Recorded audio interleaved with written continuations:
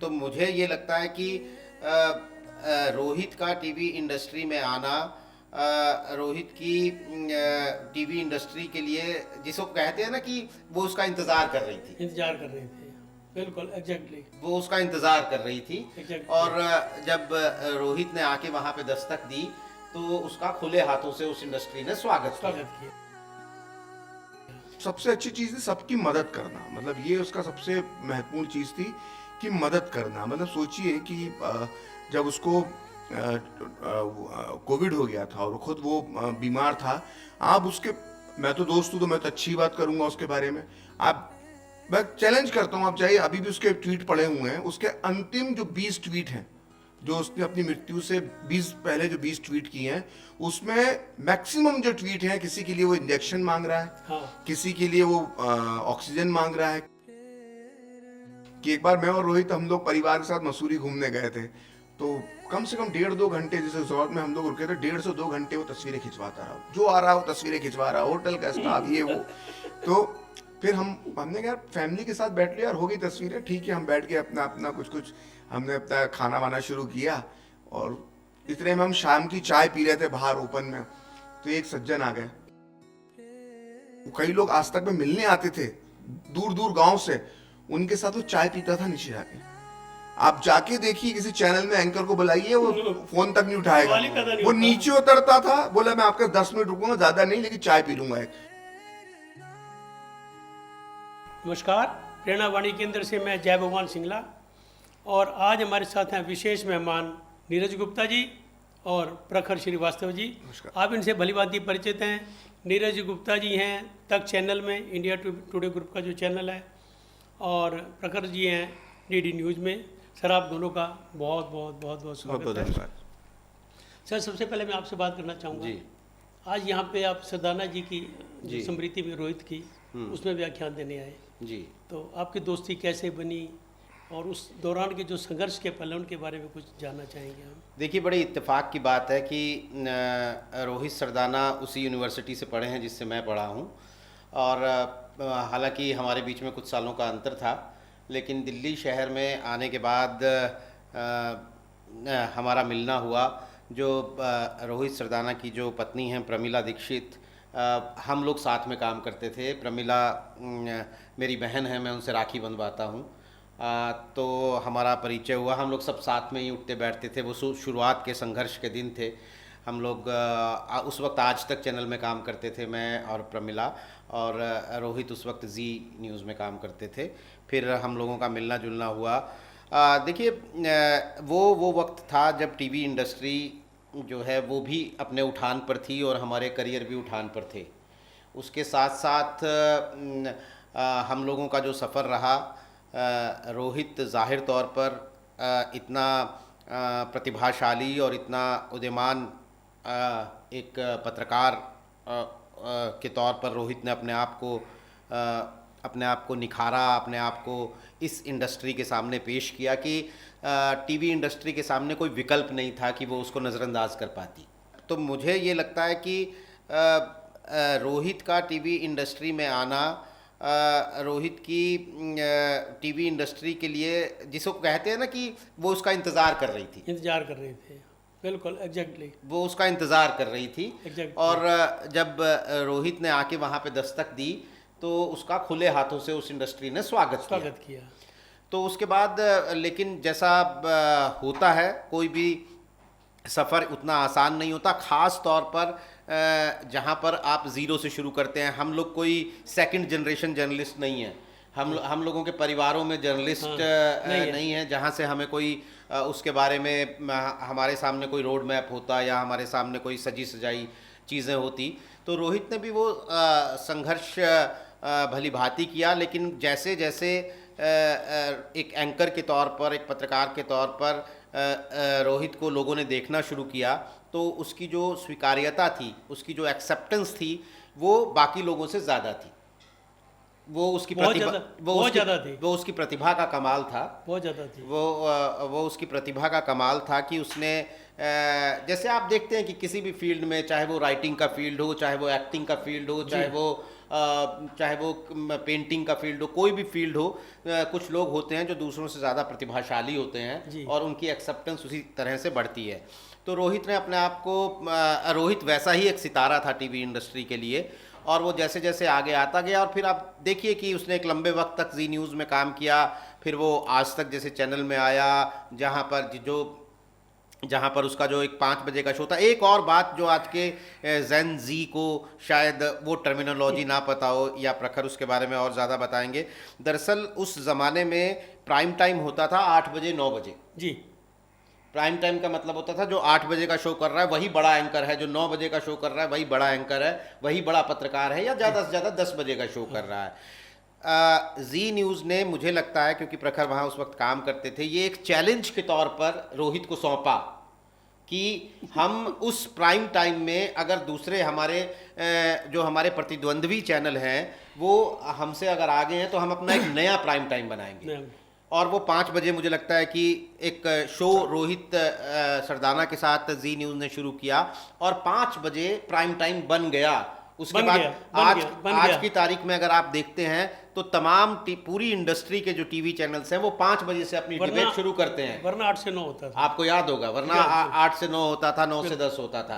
तो ये अपने आप में दिखाता है कि कुछ लोग होते हैं जो जिसे कहते हैं कि किसी भी रास्ते पे बहुत कामयाबी के साथ चलते हैं, और कुछ लोग होते हैं जो रास्ता बनाते हैं। तो रोहित, मेरे विचार से रोहित एक ऐसी शख्सियत था जो रास्ते पे कामयाबी के साथ चला नहीं, उसने रास्ता बनाया और उस रास्ते पे बाकियों को चलना पड़ा। प्रखर जी, आपसे मैं पूछना चाहूँगा कि आप रोहित जी के बहुत टाइम तक दोस्त रहे जी, उनके मानवीय पहलू के बारे में कुछ बताइए। देखिए, रोहित की सबसे अच्छी बात ये थी कि उसने कभी भी अपना जो स्टारडम जो उसको था, क्योंकि मैं आपको अगर उसके साथ बताऊं, मेरे से उसके साथ समय जब गुजारते थे, हम कई पब्लिक प्लेस में होते थे, तो बेतहाशा कई बार उसको कहते हैं मॉब्ड हो जाना, मतलब भीड़ जब आपको घेर लेती है, तो रोहित का वो स्टारडम था। लेकिन उसने उस स्टारडम को कभी सर पर नहीं चढ़ने दिया। शायद अगर उसका थोड़ा सा भी किसी और को मिल जाता तो वो मतलब जिसको कहते हैं एटीट्यूड शो कर देता, वो कभी नहीं किया उसने। और दूसरा, वो सबसे अच्छी चीज़ थी सबकी मदद करना, मतलब ये उसका सबसे महत्वपूर्ण चीज़ थी कि मदद करना। मतलब सोचिए कि जब उसको कोविड हो गया था और खुद वो बीमार था, आप उसके, मैं तो दोस्त हूँ तो मैं तो अच्छी बात करूँगा उसके बारे में, मैं चैलेंज करता हूँ, आप चाहिए अभी भी उसके ट्वीट पड़े हुए हैं, उसके अंतिम जो 20 ट्वीट हैं जो उसने अपनी मृत्यु से 20 पहले जो 20 ट्वीट किए हैं, उसमें मैक्सिमम जो ट्वीट हैं, किसी के लिए वो इंजेक्शन मांग रहा है, किसी के लिए वो ऑक्सीजन मांग रहा है, किसी के लिए वो क्योंकि वो ये जानता था कि मेरे जो 44-45 लाख फॉलोअर हैं, तो अगर मैं किसी की मदद कर सकता हूँ इसके माध्यम से तो मदद करूँगा। तो हमारे ऑफिस में एक लड़की थी, तबस्सुम जिया उसका नाम था, जी न्यूज़ में वो काम करती थी। उसकी अम्मी की भी तबीयत कुछ समय ख़राब होगी, तो रोहित ने पर्सनली उस पर ध्यान रखा और उसके लिए एक अस्पताल में उनके लिए बहुत मुश्किल काम था, बहुत जगह दिलवाई। तो ऐसे और आखिरी जो रोहित का लास्ट ट्वीट है वो इसी तरह का था। और मैंने कई बार बात भी हुई इस बारे में, यार क्यों, बोला अगर मेरे अगर इतने फॉलोअर्स हैं, अगर इसके माध्यम से किसी का भला हो सकता है, किसी का कुछ काम हो सकता है, तो क्यों नहीं कर देना चाहिए। तो नॉर्मली आदमी ऐसा करता नहीं है, मतलब ऐसा नहीं कि रोहित अकेले के इतने फॉलोअर हैं, आप उठा के देख लीजिए, बड़े बड़े स्टार हैं, सबके बहुत बहुत लाखों फैन हैं, लेकिन सामान्यतः वो किसी पर्टिकुलर किसी व्यक्ति के लिए नहीं करते। ये उसके अंदर चीज थी, अपने पावर का नहीं कहूंगा, लेकिन अपनी लोकप्रियता का या उसकी जो पहुंच थी लोगों में, उसका वो हर समय पॉजिटिव इस्तेमाल किया। ये सामान्यतः लोग नहीं करते हैं, लोग अपने इतने स्वार्थी होते हैं, और अपनी दुनिया में जब किसी को स्टारडम मिलता है तो इतना वो उसके सर पर हावी हो जाता है कि वो किसी दूसरे के बारे में नहीं सोच पाता। तो रोहित के साथ ये नहीं था कि वो किसी, कहते 12 घंटे पहले भी, डेथ से पहले 12 घंटे आखिरी वो उस समय रेमडेसिविर को कौन सा इंजेक्शन था, मेरी तो हम लोगों की लगातार बात वो लगातार उसके लिए ट्राई कर रहे थे। और मैं आपको एक बड़ा मजेदार किस्सा बताता हूँ, मतलब थोड़ा सा ये लोगों को थोड़ा सा अच्छा भी लगेगा कि ऐसे भी किस्से होते हैं और थोड़ा सा मजाकिया भी है। कि एक बार मैं और रोहित हम लोग परिवार के साथ मसूरी घूमने गए थे, तो कम से कम 1.5-2 घंटे जिस रिजॉर्ट में हम लोग रुके थे, 1.5 से 2 घंटे वो तस्वीरें खिंचवाता रहा, जो आ रहा है वो तस्वीरें खिंचवा रहा है, होटल का स्टाफ ये वो। तो फिर हमने कहा यार फैमिली के साथ बैठ लिया यार, हो गई तस्वीरें, ठीक है। हम बैठ के अपना कुछ हमने अपना खाना वाना शुरू किया, और इतने में हम शाम की चाय पी रहे थे बाहर ओपन में, तो एक सज्जन आ गए, बोले भाई साहब मैंने आपके साथ दोपहर में तस्वीर खिंचवाई थी, मेरी अच्छी नहीं आई है, मेरे को फिर से खिंचवाना है। तो बोले कपड़े बदल आओ, लाओ कपड़े बदल के आ जाओ। बाकायदा वो आदमी कपड़े बदल के आया, उसके साथ फिर से खिंचवाई। मैंने यार इतना भी क्या मतलब कि ठीक है एक बार उसकी आ गई, खराब आ गई, तो फिर से वो कपड़े चेंज करके फिर से। तो ये एक मानवीय पहलू तो है ही कि क्योंकि वही जानता था कि यही लोग मेरे हैं और इन्हीं की दम पर मैं हूँ, इन्हीं की बदौलत हूँ। मैं आपको एक एग्जाम्पल बताता हूँ कि कई उसके फैन थे जिसको वो जानता नहीं था, सिर्फ फ़ोन पे उसको भरोसा जो वो कर लेता था कि हाँ उसको नंबर दिया जा सकता है, तो वो नंबर दे देता था। या आज तक के कई लोग आज तक में मिलने आते थे दूर दूर गांव से, उनके साथ वो चाय पीता था नीचे जाके। आप जाके देखिए किसी चैनल में एंकर को बुलाइए, वो फ़ोन तक नहीं उठाएगा, वो नीचे उतरता था, बोला मैं आपका 10 मिनट रुकूंगा, ज़्यादा नहीं लेकिन चाय पी लूँगा। एक वो चाय पीता था अपने फैंस के साथ, मतलब और क्या ही कर सकता है इससे ज़्यादा कोई।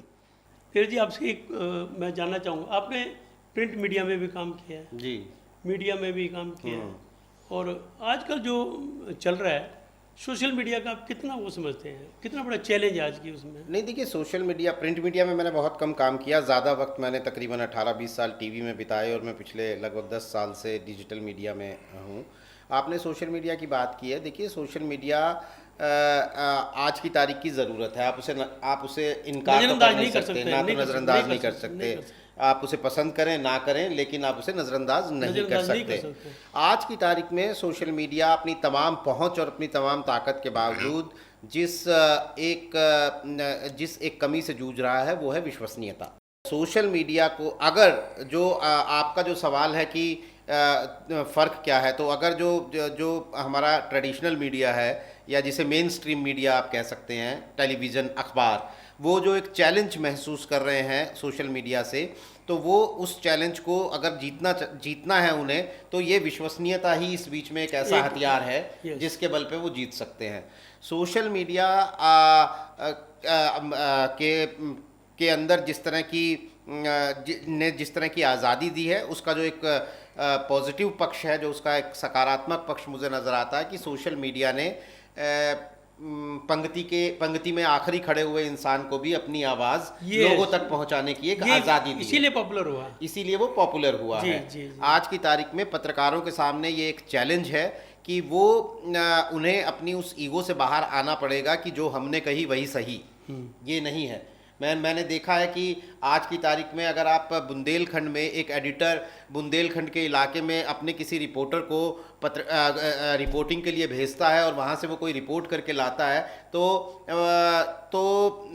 वो कोई बीच में ना तो लापरवाही कर सकता है और ना ही कोई चालाकी कर सकता है, क्योंकि बुंदेलखंड में बैठा हुआ किसी किसान का बेटा भी यूट्यूब पे कोई रिपोर्ट बना के डाल रहा होगा। तो ये एक ताकत है उसकी, और उसका जो चैलेंज है सोशल मीडिया का, वो विश्वसनीयता है। अगर सोशल मीडिया ने विश्वसनीयता के इस मोर्चे पे भी कामयाबी पा ली, तो मुझे लगता है कि वो हमारी इस 21वीं सदी का एक बहुत ही बड़ा बदलाव होगा। मतलब जिसे कहते हैं कि जो बदलाव सदियों में होता है, वो वाला बदलाव सोशल मीडिया इंफॉर्मेशन की जो क्रांति है, सूचना की जो क्रांति है, उसके अंदर लेके आएगा। बिल्कुल सही बात। प्रखर जी, एक बात आपसे पूछना चाहूँगा, बहुत लोगों ने पूछी होगी, मैं भी पूछना चाहूँगा। आपकी किताब बहुत मशहूर हुई, हे राम, और कहते हैं भारत के इतिहास में सबसे ज़्यादा अगर कोई बिकी तो वो आपकी हे राम है। तो वो आइडिया आपको कहाँ से आया? क्या उसमें ऐसी बात है कि लोग उसके दीवाने हैं? देखिए, मैं तो ये तो दावा नहीं करूँगा कि भारत में सबसे ज़्यादा बिकने वाली पुस्तक है। हाँ, सफल रही, 2023 की इतिहास श्रेणी में सबसे ज़्यादा बिकने वाली पुस्तक रही, लोगों ने बहुत पसंद किया, ये मैं ज़रूर मानता हूँ। प्रेरणा मुझे शायद मुझे इसलिए मिली कि मेरे पिताजी कवि थे, और मेरे पिताजी जब मुश्किल से ये 1957 में उन्होंने कविता लिखी थी एक, जो उस समय उनकी उम्र 17 थी और 17 साल थी, और 17 साल में उन्होंने जो कविता लिखी थी उसमें पार्टीशन का, बंटवारे का दर्द छुपा हुआ था। वो कविता की 2 लाइन कुछ इस तरह से थी कि एक हृदय के हुए टूक दो, फिर भी हम आज़ाद हुए, कटे फटे माँ के आंचल में हम बुज़दिल आबाद हुए। तो मेरे पिताजी स्वर्गीय श्री नरेंद्र अतुल ने 17 साल की उम्र में कविता लिखी थी। इस कविता को 7वीं 8वीं क्लास में मैंने एक स्कूल के अंदर पढ़ा, तो मैं उसमें शायद दूसरा नंबर आया था मेरा। लेकिन ये कविता पढ़ते पढ़ते मेरे अंदर कुछ सवाल मेरे मन में, जहन में आए कि एक हृदय के हुए टूक दो, तो एक हृदय के 2 टुकड़े होना किसे कहते हैं, और कटे फटे माँ के आंचल में, तो ये माँ कौन थी और वो आंचल कौन था, और वो बुज़दिल कौन थे जो उस माँ के आंचल में आबाद हुए। तो मेरी इन प्रश्नों को समझने की जो मेरे अंदर भाव पैदा हुआ, वो खोज मेरी शुरू हुई, वो पार्टीशन तक गई। और पार्टीशन की जब हम बात करते हैं तो गांधी हत्याकांड उसके केंद्र बिंदु में होता है बंटवारे के, तो मैं उस पर भी रिसर्च करता रहा। समय के साथ मेरी जिज्ञासा बढ़ती गई, वो जिज्ञासा सालों में बढ़ती गई, फिर वो किसी दिन रिसर्च में बदल गई और फिर एक दिन वो पुस्तक की शक्ल में सामने आ गई। तो लोगों ने शायद इसलिए पसंद करी कि अभी तक जो भी पुस्तकें गांधी हत्याकांड पे लिखी गई, तो उसमें बेसिकली दो वजह थी। उसमें जो खुद नाथूराम गोडसे के छोटे भाई गोपाल गोडसे ने पुस्तक लिखी है, जो खुद उसमें उम्र कैद की सजा काट कर आए थे गोपाल गोडसे, वो उन्होंने अपने भाई के पर्सपेक्टिव से लिखी है, जिसमें सिर्फ एक तरह से नाथूराम गोडसे का एक ही पक्ष रखा गया है। तुषार गांधी ने बहुत बढ़िया पुस्तक लिखी है, लेकिन तुषार गांधी परपोते हैं गांधी जी के, तो उन्होंने सिर्फ गांधी जी के परिप्रेक्ष्य पर्सपेक्टिव से लिखी, उन्हीं के उसको लिखी। मैंने दोनों का पक्ष रखा और मेरा ये मानना था कि ये कोई नहीं है कि 30 जनवरी की शाम थी, बिड़ला वन में गोडसे आया, 3 गोली चलाई, गांधी जी ने हे राम बोला और उनकी मृत्यु हो गई। नहीं, वो देश काल स्थिति परिस्थिति क्या थी। जब तक आप उस बंटवारे का अध्ययन नहीं करेंगे, वो 55 करोड़ की समस्या का अध्ययन नहीं करेंगे, वो हिंदू मुस्लिम प्रॉब्लम का अध्ययन नहीं करेंगे, वहाँ मुस्लिम तुष्टीकरण की नीति का अध्ययन नहीं करेंगे, तब तक आप गांधी हत्याकांड की असली वजह तक पहुंच ही नहीं सकते। तो गांधी हत्याकांड को समझने के लिए देश काल स्थिति परिस्थिति की जरूरत है, और वो शायद मैंने की, आपने रिसर्च की पूरी। हाँ, तो शायद वो लोगों को पसंद आया, लोग उससे अपने। आपका दस्तावेज प्रमाणिक है जी, पड़ताल के साथ मैंने लिखा है। कम से कम इसके लिए 2000 अलग अलग रिपोर्ट्स और उस समय की जो लिखी हुई किताबें थी, उनको मैंने इसमें उसका सोर्स अपनी बुक में लिया, तभी वो इतनी पॉपुलर हुई। जी। डेरा जी, अब एक आखिरी सवाल आपसे जी। अब ना, आपका नाम ग्राउंड जीरो रिपोर्टिंग के लिए बहुत आता है जी। कितनी भी परिस्थितियाँ, कैसी भी परिस्थितियाँ रही हो जी, आपने हर एक की ग्राउंड जीरो से रिपोर्टिंग की है, तो इतना रिस्क लेने की कैपेसिटी कहाँ से आती है आदमी में? नहीं रिस्क सभी लेने तो अपने ऑफिस में बैठ के रिपोर्टिंग कर देते हैं, ज़्यादातर मैंने देखा है। नहीं, रिस्क लेने की कैपेसिटी नहीं, मैं कोई तुलना नहीं करना चाहता, लेकिन ये तो ऐसी मतलब ये ऐसी बात है कि पर लोगों की जुबान पे है ये बात। हाँ, नहीं, जैसे आप किसी सैनिक से ये पूछें कि तुम्हारे अंदर इतनी हिम्मत कैसे आती है कि तुम बॉर्डर पे जाके लड़ लेते हो, किसी या तो सारे सैनिक लड़ते हैं, रिपोर्टर नहीं लड़ते सारे। नहीं, तो कमरे में बैठ के रिपोर्टरों की भी एक जमात है, लेकिन मैं देखिए रिपोर्टिंग जो है वो ग्राउंड जीरो की रिपोर्टिंग, मैं ये नहीं कहूँगा कि वो असली रिपोर्टिंग, मैंने ज़्यादा वक्त की रिपोर्टिंग की, असम वाले भी की, जी बिल्कुल, इलेक्शंस की भी की, कितना रिस्की होता है कई बार। देखिए वो उस वक्त का जुनून वही होता है कि जो खबर है वो सामने लेके आनी है। ये एक किक होती है, आप बहुत सारा रिस्क लेके बहुत सारे जिसे कहते हैं कि तरीके अपना के अपने उस स्पॉट तक पहुंचते हैं जहां आपकी वो खबर छुपी हुई होती है। फिर वो जब सामने आती है लोगों को नहीं पता चलता है, रिपोर्ट सामने आती है, वो रिपोर्ट टीवी पे चलती है या अखबार में छपती है, उसके पीछे रिपोर्टर की कितनी मेहनत होती है ये लोगों को नजर ही नहीं आती। वही तो जानना चाह रहा हूँ मैं आपसे। तो ये लेकिन वो एक स्वाद है, वो एक नशा है, वो एक किक है वहाँ तक पहुँचने के लिए। अभी आप देखिए हालिया, मैं ये नहीं कहूँगा, मुझे तो काफ़ी वक्त हो गया है बहुत एक्टिव रिपोर्टिंग किए हुए। अभी आपने उत्तराखंड की त्रासदी देखी जहाँ पर फौज के हेलीकॉप्टर के अलावा कोई पहुँच नहीं पा रहा था, लेकिन आपने 24 घंटे या उससे भी कम समय में देखा कि कुछ रिपोर्टर वहाँ से ग्राउंड जीरो से रिपोर्ट कर रहे थे। या फिर बिल्कुल बहुत सारे ऐसे एनकाउंटर के केसेस होते हैं जो छत्तीसगढ़ में 7-7 दिन तक एनकाउंटर चल रहा है, दोनों तरफ से सबसे पहले पहुंचने वाले रिपोर्टर्स में है मेरी नॉलेज के हिसाब से। जी, मैं बहुत मौक़ों पर, चूँकि हम लोग उस वक्त टीवी जो था वो पूरी टीवी इंडस्ट्री के ऊपर ही एक जुनून छाया हुआ था कि हमें जो है वो ग्राउंड जीरो से रिपोर्टिंग करनी है और लोगों तक पहुंचानी है हर चीज़ को। तो मेरी ये खुशकिस्मती रही कि मैं उस दौर में एक रिपोर्टर के तौर पे बड़ा हुआ। आज की तारीख में तो शायद फिर भी उस तरह की फील्ड रिपोर्टिंग के मौके रिपोर्टरों को नहीं मिलते हैं, लेकिन एक किक होती है, एक नशा होता है। मैं इस बारे में ज़्यादा कुछ नहीं कहना चाहता हूँ, लेकिन करने के बाद एक सुकून मिलता है। उस वक्त आपको कितनी भी मुश्किलें झेलनी पड़े, कितनी भी कठिनाइयाँ झेलनी पड़े, का आनंद जो है ना बुला देता है। मैं अब दफ्तर में बैठता हूँ तो मेरे ऊपर कई बार मेरे ऑफिस के लोग जो प्रोड्यूसर होते हैं, प्रखर ने जिस रोल में बहुत ज़्यादा काम किया है, वो ये इल्ज़ाम लगाते हैं कि आप रिपोर्टर की तरफ से खड़े होते हो, आपकी जो सहानुभूति होती है वो रिपोर्टर की तरफ होती है। तो मैं उन्हें यही बताता हूँ कि चाहे आपके सामने कितनी भी विषम परिस्थिति आ जाए तब भी आप एक एसी के अंदर बैठे हुए हो, आपके सामने कितनी भी विषम परिस्थिति आ जाए लेकिन तब भी आपको खाना कैंटीन में मिल जाएगा। लेकिन रिपोर्टर को तो आधी रात में उसका ड्राइवर छोड़ के चला जाता है, रिपोर्टर को तो कई बार कोई चोरू चक्का समझ के पुलिस गिरफ्तार करके हवालात में बंद कर देती है जब वो किसी ऐसी जगह पे चला गया हुआ होता है, लाइफ का रिस्क भी होता है, उसकी अपनी लाइफ का रिस्क होता है। तो इसलिए रिपोर्टर एक तरह की एक जंग लड़के एक रिपोर्ट सामने लाता है। हमारे एक बहुत सम्मानित एडिटर हैं, वो ये कहते हैं कि किसी रिपोर्टर की स्टोरी को गिराते समय डेस्क को यानी ऑफिस को उतना ही विचार करना चाहिए जितना किसी को मृत्युदंड देते समय किसी जज को करना चाहिए। क्या बात है सर। मैं बस आखिरी क्वेश्चन आपसे पूछना चाहूँगा, आज के जो जर्नलिस्ट जो इसमें लाइन में आना चाह रहे हो, आप उनको क्या संदेश देना चाहोगे, कैसे आज के चैलेंज को वो? देखिए, मैं सिर्फ यही संदेश देना चाहूँगा कि एक तो खूब पढ़े, बिना पढ़े तो आप अच्छे जर्नलिस्ट नहीं बन सकते, लेकिन सवाल है कि पढ़े क्या। तो पढ़े वो जिसमें फैक्ट्स हों, क्योंकि पढ़ने के लिए बहुत कूड़ा कचड़ा भी पढ़ने के लिए पड़ा हुआ है। आप इंटरनेट खगा लेंगे, बहुत सारी चीज़ें मिलेंगी। तो पहले ये समझ विकसित करनी होगी हम पढ़े क्या, और वो कोशिश करें कि फर्स्ट हैंड इन्फॉर्मेशन पढ़ें, ओरिजिनल कंटेंट पढ़ने की कोशिश करें, और जितना पढ़ेंगे उतने ही अच्छे पत्रकार बनेंगे। क्या बात। दर्शकों, ये थे हमारे इंडिया के जो टॉप रिपोर्टर्स नीरज गुप्ता जी और प्रखर श्रीवास्तव जी। सर, आपका बहुत बहुत धन्यवाद, आपने इस हमारे छोटे से पॉडकास्ट को समय दिया। हम आपके आपका बहुत बहुत धन्यवाद। धन्यवाद।